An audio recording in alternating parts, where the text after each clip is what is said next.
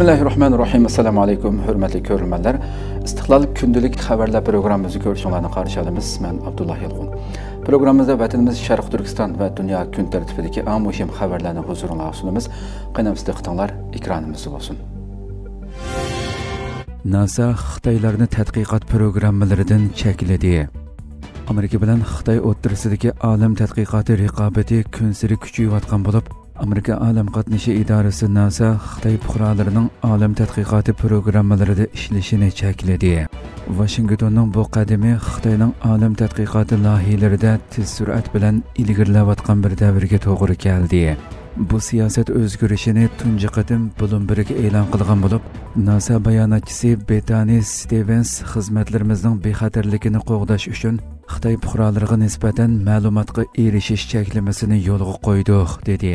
Bunun bilan Xitoy tadqiqotchilarining IT sistemalariga ziyorati to'sildi. Yuzturani yig'inlarga qatnashishi cheklandi. Ilgari Xitoy tadqiqotchi va o'quvchilar NASAning loyihalariga tadqiqotchi yoki praktikant sifatida qatnasha oladigan bo'lib, ammo 5-sentabrdan boshlab Xitoy nasllik ba'zi NASA xizmatchilarining IT sistemalariga ziyoratining uzilganligi va yuzturani yig'inlarga qatnashtirilmaganligi xabar qilindi. Amerika va Xitoy Oyga odamlik qo'nish nishoni bilan qaytadan olam qatnashi baygisiga tushgan bo'lib, Washington Apollo vazifalarining davomi bo'lgan Artemis programmasi bilan 2027-yili Oyga qaytish nishonini o'tirg'a qo'ygan bo'lsa, Xitoy 2030-yilgacha o'zining olam uchquchilarini Oyga avatishni planlamoqda. NASAning vaqtliq boshqaruvchisi va Trump tarafidan NASAning boshliqligiga tayinlanishi kutilayotgan Sean Duffy Mars kashfiyoti haqida uyushtirilgan matbuot yig'inida hozir biz ikkinchi olam baygisining ichida. Xitoylar bizdan ilgari Oyga qaytmoqchi. Bu yuz bermaydi. Amerika olam boshlig'ida yetakchi edi, yetakchi bo'lib davom qiladi degan so'zlarni ishlatdi. Xitoy yana 2028-yili Marsga robotlik bir vazifa avatishni va 2031-yilgacha dunyoga Marsdan ulga elib kelishni planlamoqda. Yana bir tarafdan Trump hukumati Yevropa olam qatnashi idorasi bilan elib borgan MSR vazifasini bekor qilish signalini bergan edi. Rossiya bilan Belorussiya Moskva NATO jiddiychiligi kuchayayotgan bir paytda birlashma manevr boshladi. Zapad manevri Rossiya armiyasi Ukrainadagi keng oldingi saflarni bo'ylab olg'a ilgarilayotgan va Ukraina shaharlariga qaratgan havo hujumlarini kuchaytirayotgan bir paytda boshlandi. Rossiya va uning nuqtaliq ittifoqdoshi Belorussiya juma kuni atiganda keng ko'lamli o'rtaq harbiy manevr boshladi. Bu harakat Polshaning Moskvani o'z havo bo'shlig'iga hujumchi uchqunlarni avatib, jiddiychilikni kuchaytirayotganligi bilan ayblashidan keyin Shimoliy Atlantik Ahdi tashkiloti NATOni jiddiy holatga o'tkazdi. Zapad manevri Rossiya armiyasi Ukrainadagi keng oldingi saflarni bo'ylab olg'a ilgarilayotgan va Ukraina shaharlariga qaratgan havo hujumlarini kuchaytirayotgan bir paytga to'g'ri keldi. NATOning sharq qanotidagi Belorussiya bilan chegaralanadigan a'zolari Polsha, Litva va Latviya poytaxt Minskning sharqidagi Borisov bozoriga yaqin joyda o'tkazilganligi e'lon qilingan manevr sababidan hushyorlik darajasini o'stirdi. Har 3 davlat manevrdan burun bexatarlik tadbirlarini kuchaytirgan bo'lib, Polsha manevr mezgilida Belorussiya chegarasini butunlay taqash to'g'risida buyruq tushirdi. Rossiya davlat mudofaa ministrligi e'lon qilgan bayonotida Rossiya va Belorussiya armiyalarining o'rtaq strategik manevri boshlandi degan iboralarga o'rin berildi. Polsha bosh ministri Donald Tusk davlatining xalqiliq kunlarini boshdan kechirayotganligini aytib ogohlantirdi.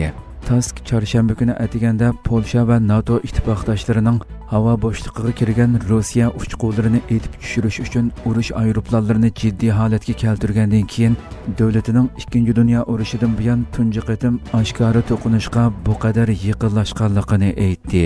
Kreml saroyi bayonotchisi Dmitry Peskov bular planliq manevrlar bo'lib, hech qanday davlatni nishon qilmaydi dedi.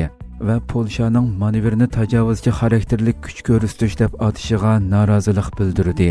Ukraina prezidenti Volodymyr Zelenskiy Moskvaning niyati to'g'risida ogohlantirib, Rossiyaning bu xil harakatlarining ma'nosi hargizmi mudofialanish emas, hamda u faqatli Ukrainaga qarshi emas deganlarini qayd qildi. Rossiya taraf bo'lsa bir kechada o'z zaminida 221 dona Ukraina uchqusining etib tushirilganligini ilgari surdi.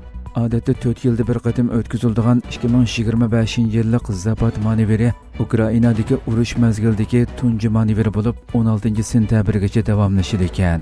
Moskva Ukrainaga hujum qilishdan bir qancha oy ilgari o'tkazilgan 2021 yildagi mushinunga o'xshash manevrga taxminan 200 ming askar avatgan edi. Polsha yanada Moskvaning tanqidiga uchrasimi Belorussiya bilan bo'lgan osondagi chegara eg'izlarini taqidi va sharq chegarasidagi havo qatnashini chekladi. Litva bilan Latviya mo havo bo'shlig'ini qisman taqaydiganligini e'lon qildi. Rossiyaning Belorussiyaga taktikalik yadro qurollarini o'rinlashtirishi bo'lsa, manevrga yangicha tus qo'shdi. Xitoy Koreya urushida o'lgan askarlarning jasadlarini qaytarib keldi. Xitoyning Xinhua agentligining 12 sentabrdagi xabarida bildirilishicha, Xitoy rejimi 1950-1953 yillari Amerikaga qarshi Koreyaga yordam urushi jarayonida o'lgan 30 nafar Xitoy askarining jasadini juma kuni Janubiy Koreyadan Xitoyga qaytarib kelgan. Xitoy askarlarining jasadi Xitoy armiyasining Y-20 tipli transport aeroplani va uningga hamroh bo'lgan 4 dona J-20 tipli kurashchi aeroplani bilan Xitoyning shimoliy sharqidagi Liaoning o'lkasining markazi Shinyangga bugun elib kelingan bo'lib, Xitoy alohida marosim o'tkazib kutib olgan. Bildirilishicha, Xitoy Janubiy Koreyadan 2014-yildan buyon mazkur urushda o'lgan askarlarning jasadlarini bu shaklda qaytarib kelayotgan bo'lib, hozirgacha mingdan ko'p Xitoy askarining jasadi qaytarib kelingan. Jasad sanduqlarining kichik bo'lishining sababi bo'lsa, mazkur askarlarning jasadining qisman qoldiqlari yoki qoldiq ustixonlardan iborat ekanligidan ekan. Hurmatli ko'ruvchilar, shunday qilib bugungi xabarlarimiz mushu yerda oxirlashdi. Inshaalloh atigi programmamizda ko'rishguncha omon bo'lg'aysizlar. Assalomu alaykum va rahmatulloh.